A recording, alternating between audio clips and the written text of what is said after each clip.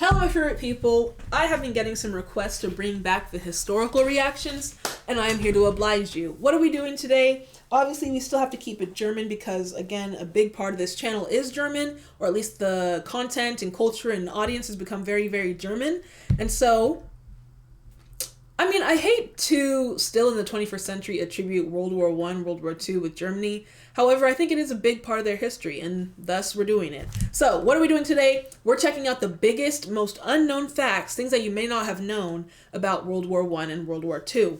Now, please do not get into my comment section acting like you have a master's in history and all things of the world. Let's all learn together, let's have a good time, and let's enjoy this reaction. I don't need any favor. How did you not know that in 1842, General so-and-so did so-and-so? Everyone knows that. Look at the American education system. Chill, relax, it's okay to not know stuff. That's the whole point of these reactions. And you get to know and you get to learn and enjoy the content and have fun with each other. We get a connection, you know? But yeah, we got 50 World War I facts that you probably did not know. Let's see. World War I officially started on July 28, 1914, and ended on November 11, 1918. The red flowers. The number of casualties differs depending on what source you read, and finding exact numbers is of course impossible. It's generally thought this devastating war involving multiple nations ended with about 20 million deaths and 21 million wounded. That's that's more population than certain countries have. My God, 20 million people in one. I don't like war. I don't like war. I don't like war at all. 10 million of those deaths were civilian deaths, and 9.7 million of them were military personnel. That says a lot. The fact that you lost more just normal people living their normal day-to-day lives, probably don't have the most money or the most resources. They're the ones who were impacted the most from war. It's not even like the people actually fighting the war or making the decisions, the generals or government officials. It's the people that are mostly affected. It's gross, for lack of a better word. It's said the Entente powers, also called the Allies, lost around 5.7 million soldiers, and the Central powers lost somewhere in the region of 4 million. As the Robert Schuman Center tells us, Allies lose more then? Many of the overall deaths were not related to actual fighting, but to famine, disease, and genocide. And I feel like, sorry to pause it again. Actually, no, because this is a reaction. I'm going to pause it. I feel like in times of war, you can't be neutral. Or you shouldn't be neutral. In times of war, especially a war like World War I, World War II, there's a right side and there's a wrong side. And if you remain neutral, that's automatically you on the wrong side as well, in my opinion. But let me know how you feel about that. What was Switzerland, right? There's a saying, we're Switzerland, which means you're not picking a side. But no, you need to pick a side. Welcome to this episode of the Infographic Show.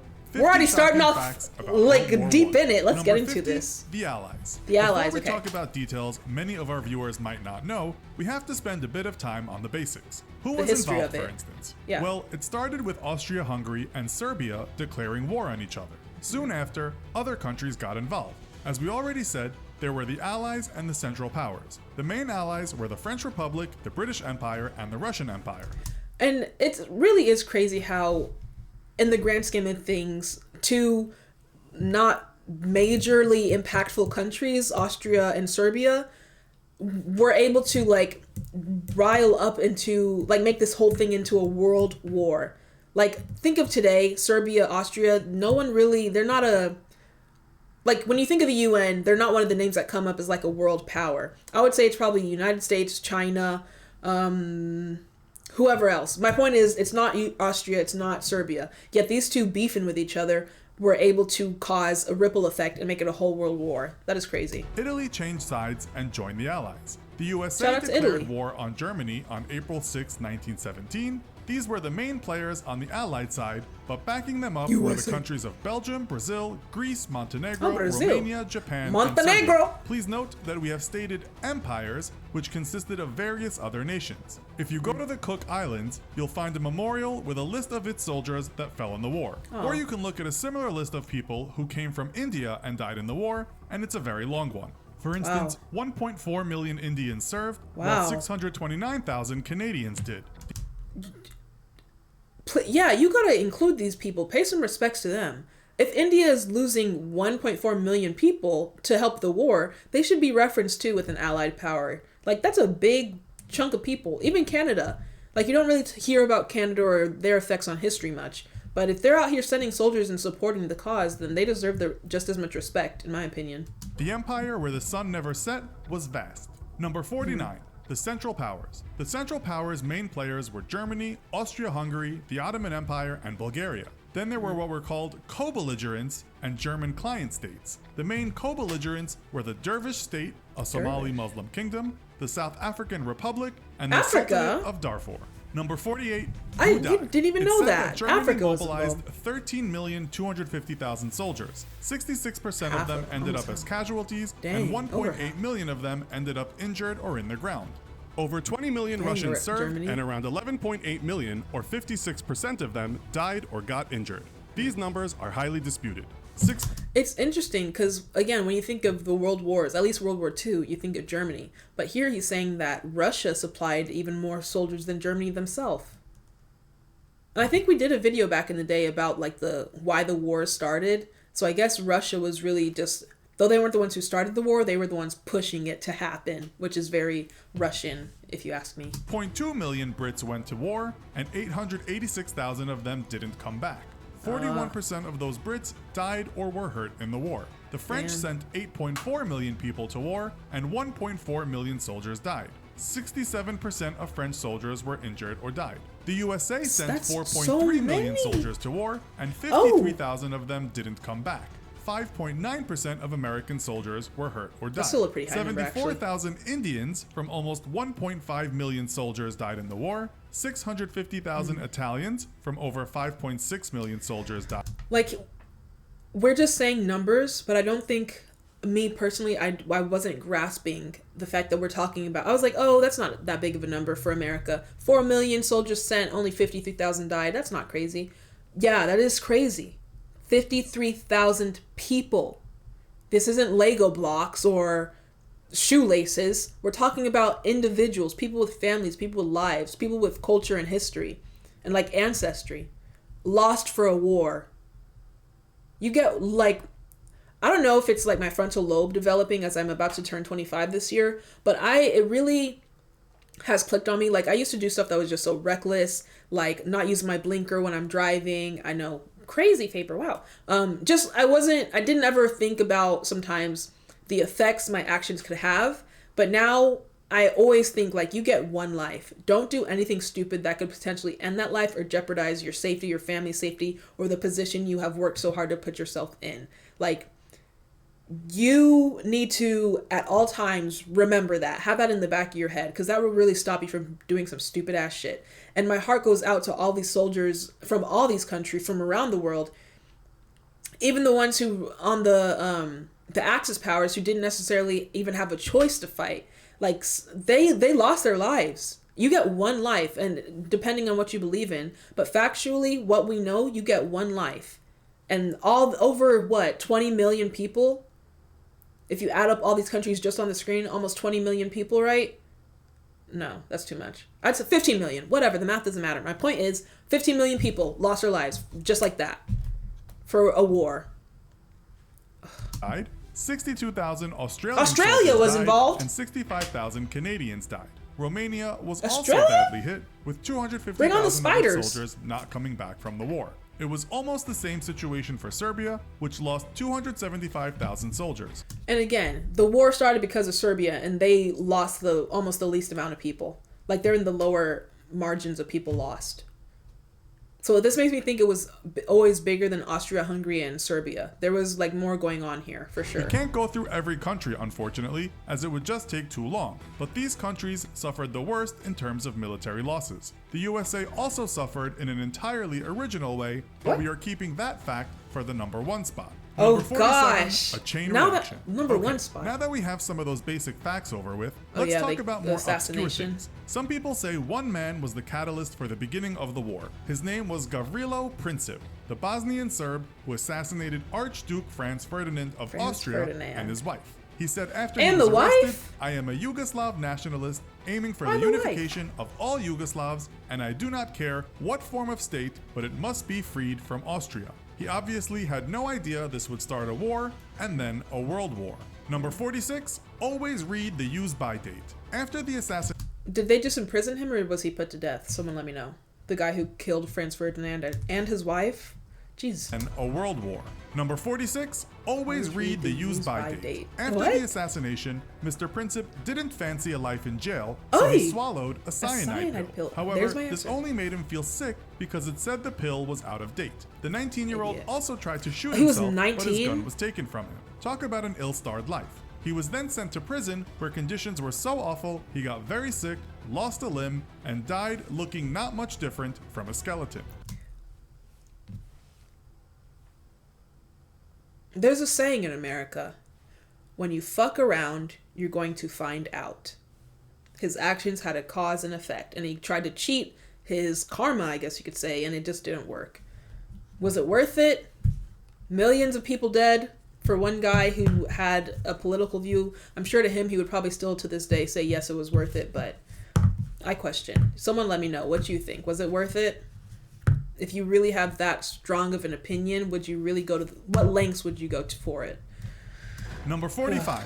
Trenches. So you probably know this already, but much of the war was fought in trenches. On the Western Front, you had many as a nurse, and millions of soldiers lived in them. Sometimes the opposing armies were not even that far apart, with the space between them being called no man's land. Of that space, one historian writes, on the Western Front, it was typically between 100 and 300 yards, though only 30 yards on Vimy Ridge. Number 44, miles, trench feet. Standing inside dirty, muddy, often rain-soaked trenches was hard on the feet, or you could say soft on the feet. Many soldiers developed what became known as trench foot. You could also call it zombie foot, as that is what it might look like. Sometimes it would become gangrenous, and the foot would have to be amputated. Yeah, the gangrene, you gotta get that out of there. And I don't think I've told y'all on the channel yet, but I actually transferred from the NICU. I am now officially an operating room nurse. Yep, clap it up, clap it up, clap it up. So your girl can watch blood drain from the body. She can watch things get sliced off and feel no way about it. Obviously, like, I don't want you to be in pain. However, like, I can still function while that's happening. But, like, a thing that I have always dreamt about is going to more impoverished areas, countries where there's not many resources, and really going there and doing, like, humanitarian work or volunteering and being a nurse there. Because one, hello, I love to travel, free vacation. And two, you're helping people that really wouldn't otherwise get that same help. So that is a goal for maybe like 5-10 years down the line. But in a situation like this, I'm not going to lie, scary as hell.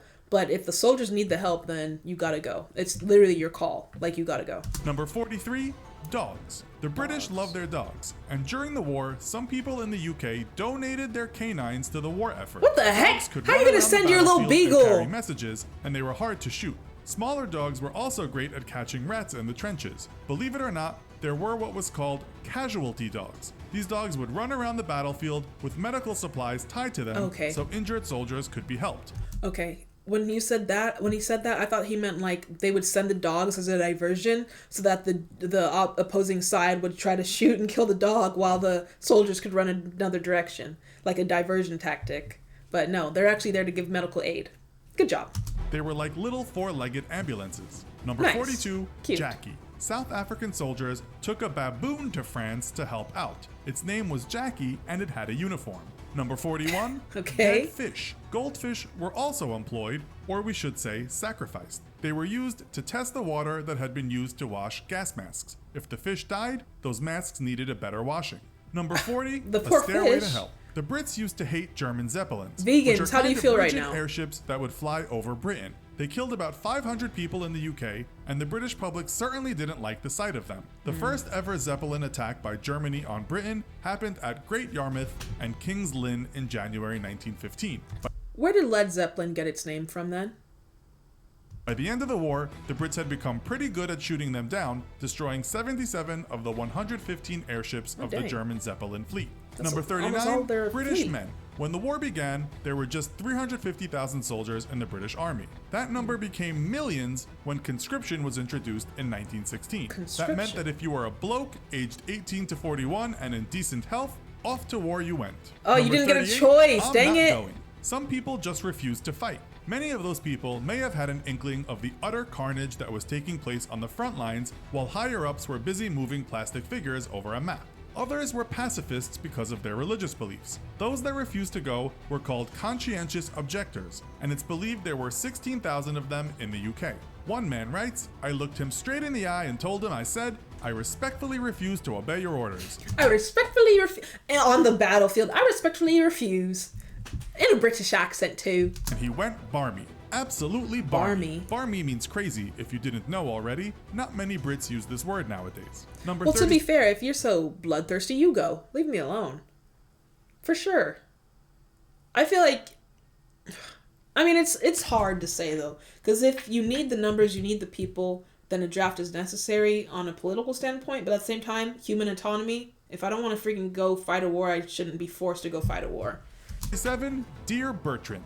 British philosopher Bertrand Russell was a conscientious objector. "I never believed so frightful a thing could happen. It is utter madness for us to join this war." The way they used to talk back in the day. This very intelligent man was well aware of what scheming is often behind wars and the propaganda countries use to send their men to die. Russell said the public needed to think harder about war, stating, "The force that in the long run makes for peace and all other things is reason, the power of thinking against instinct." He wasn't keen on American war policies either later in his life. He died at the ripe old age of 97. Number 36. It was the Germans who first used the flamethrower in the war, and their scary machines could fire flames 130 feet.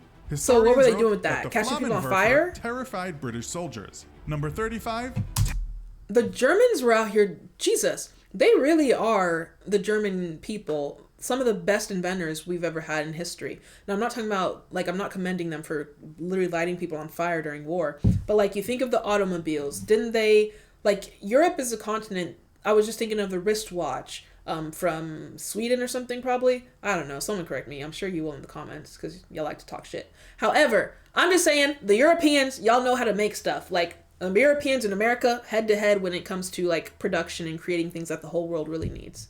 Tank sex. Okay. Tank sex. The British had male and female tanks in the war. Male tanks had 2 6-pounder guns and 3 303 Hotchkiss machine guns, while female tanks had 1 Hotchkiss and 4 it's not Vickers actually them machine having guns. sex in the Number tanks. 34. I was thinking, like, you have your gangrene ass foot. Why are you getting a boner? Focus on the war, buddy. Machine guns, while female tanks had 1 Hotchkiss and 4 Vickers machine guns. Number 34. Mexico was the involved Brits too? intercepted a German telepath. Oh, yeah! And this is why, even though the British people, like Americans always say, the British people get on our last damn nerve. They're like the annoying cousin. But when it comes down to it, they're always here for us. Because they didn't have to give us that interception. Like, they could have just let it play out. But no, they came through, they supported us, and we were able to do what we do best, which is fight America. 1917. It was a message from German Foreign Secretary Arthur Zimmermann to Germany's Mexico, minister go in attack Mexico. the U.S. Said, and they were like, no, we're going to tell USA. them. The Brits didn't tell the USA about the message at first. They waited for a better time instead. The Brits thought if America was going to get involved, there had to be a perfect moment to show the country that it was almost invaded. Number 33, PTSD. Imagine what it would be like seeing half your friends being killed. This kind of warfare is unimaginable to people today. Many soldiers returned home and became what people have called a quiet man. In the army, there wasn't much sympathy, and if men suffered psychologically, they were often called weak. Number 32. Yeah. You gotta change that, because we, even as a whole society now, like, men are still having these expectations that they have to hold their feelings in, which I think is just, it's terrible. You got to talk about it. You've got to express it. If you don't know how, or if that's uncomfortable for you, then I don't know, figure out how to cope a better way and, like, let those emotions out. But just holding everything in and just always being that rock or foundation for everything and everybody, it's not plausible. Like, at some point, you're gonna break. So, especially, like, going to war and, again, seeing these millions of people die, I can't even imagine back in the day what these men had to deal with when they came home. Like, you see how bad it is now. Imagine back then when they didn't really believe in mental health, or that thing was foreign and, like, the man was just supposed to be a man.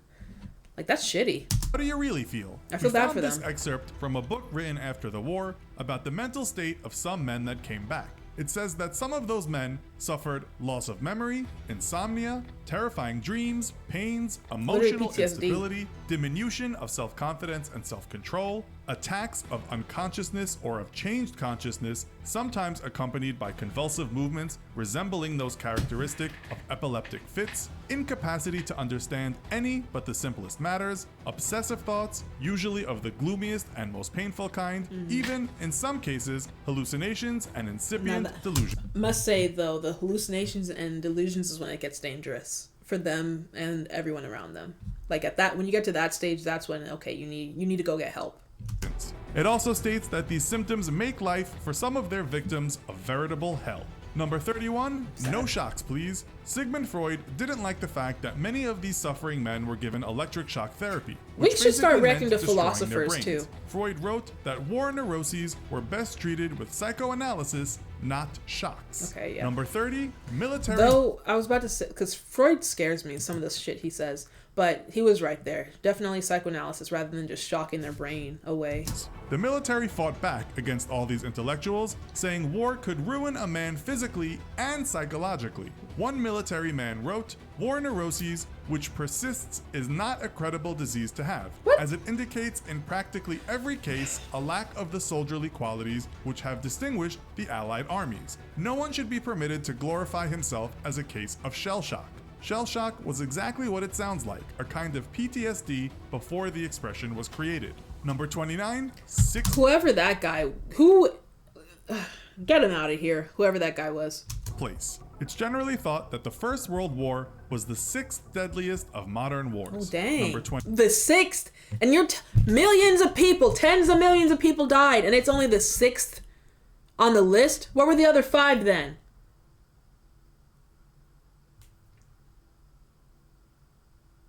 And again, this is in the 1900s, early 1900s. So what the hell other wars were going on? They didn't even have like guns like that in the 18th, 17th century. If they did, here comes someone. Actually, Favour, if you were stupid and took a history class in your life, they did have guns back in the 17th century. Whatever. My point is, they didn't have those automatic rifles and like the weapons of mass destruction that we have nowadays, or for World War One. And World War One's still the sixth deadliest war, modern war. That's humans. 28, Chinese warriors. Maybe the deadliest war of all time is the Three Kingdoms War in China that lasted 60 years from 220 to 280. 60 years? It's thought as many as 40 million people died. The Mongol invasions killed almost that number. Number 27, letters to the front. 12 million letters were delivered to the Western Front every week. It took them 2 days to get there from the UK. Number 26, so what's up with the letters? Faces. It was this war that more or less started the work of plastic surgeons, as so many people lost bits of their faces and other body parts. One soldier described what happened to his face in the war. "I could feel something lying loosely." No. I said I can see it and take it. I don't want to hear a description right in my ears like I'm being serenaded or some shit. But it is cool that this is like the birth of plastic surgery. That's another, they said if I do get the job, they said they don't do neuro, they don't do cardiovascular, but they do orthopedic, endoscopy, colon something or the other, plastics, oncology, and a bunch of other different disciplines. So I will actually get credible in plastics. That's pretty cool. In my left cheek, Side note, as though I had a chicken bone in my mouth. It was, in reality, half my jaw, which had been broken off, teeth and all, and was floating about in my mouth. Number 25, Banks of Blood. The first ever blood bank was set up in 1917 on the Western Front. Nice! No, because, okay, the history and yeah. The history and everything is cool, don't get me wrong, but learning about, like, the medical aspect is what is really intriguing me. So let me know if you want me to continue and do a part 2, because actually I do want to see what number 1 was, because you said it had to do with the US. But we've got to start getting more into like the history of medicine. Is that even a thing on YouTube? I don't know. But like the different scientists and experiments and practices and stuff, and just learning like different bacteria or how they learned how to fight different bacteria or diseases. If that's something you're interested in, let me know. So I'm interested in it. Yeah, I think we just found a new niche that it's like nobody, you can't copy that. You know what I mean? Anyway, that's for YouTubers. I'm not talking about the viewers with that. I'll see you in the next one though. Bye.